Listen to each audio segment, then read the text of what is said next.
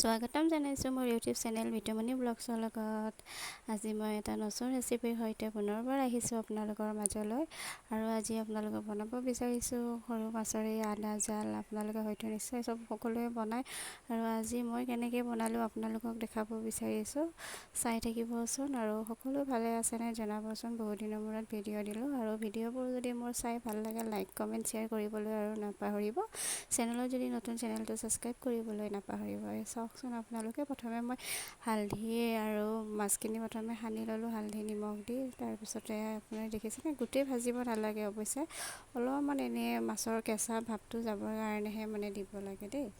কেঁচা ভাৱটো যাবৰ কাৰণে তেলত অকণমান ভাজি ল'ব লাগে। আৰু মই ইয়াতে কি দিম আপোনালোকক জনাব বিচাৰিছোঁ। ইয়াতে নৰসিংহৰ পাত দিম, লগতে আদা, যিহেতু আদা জাল বুলি কওঁ আমি, আপোনালোকে কি বুলি কয় জনাবচোন।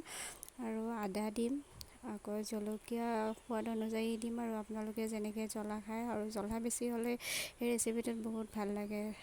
আৰু দেখিছে নহয়, এয়া মই বনাই আছোঁ, আৰু চাই থাককচোন কেনেকুৱা লাগে। আৰু আপোনালোকে এনেকুৱা সৰু মাছ কি ধৰণে ৰান্ধেনো জনাবচোন, জনাবলৈ নাপাহৰিব। প্ৰথমে মই যিহেতু মাছখিনি তেলত আধা ভাজি ল'লোঁ। তাৰপিছতে দেখিছে নহয়, পতাতে নৰসিংহৰ পাত পিচিলোঁ, আদা আৰু জলকীয়াখিনি এনেই গোটাই দিছোঁ, আৰু এই দেখিছে হালধি নিমখ এনেকৈ দিছোঁ। মাছখিনি লৰাই থাকিব লাগিব, অকণমান আধা ভাজা হোৱালৈ লৰাই থাকিব ভাল লাগে।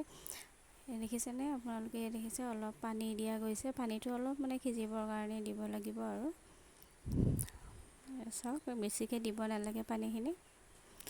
আৰু এই চাওক, পানীবোৰ কিছু সময়ৰ পিছত পানীখিনি শুকাই গৈছে। সেইখিনি বাৰু আপোনালোকক দেখুওৱা হোৱা নাই। আৰু দেখিছেনে, এনেকৈ লৰাই থাকিব। আপোনালোকে যদি বিচাৰে শুকান কৰিও খাব পাৰে, আৰু যদি বোলে ভাবে জোল কৰি খাম তেতিয়াহ'লে জোল কৰিও খাব পাৰে, হয়তো বা দালি বেলেগ আঞ্জাৰ লগত এনেকৈ আপুনি শুকান খায়ো আপোনাৰ ভাল লাগে। আৰু যদি বোলে একো নাই লগত, তেতিয়াহ'লে এনেকৈ অকণমান জোল কৰি খাব পাৰে।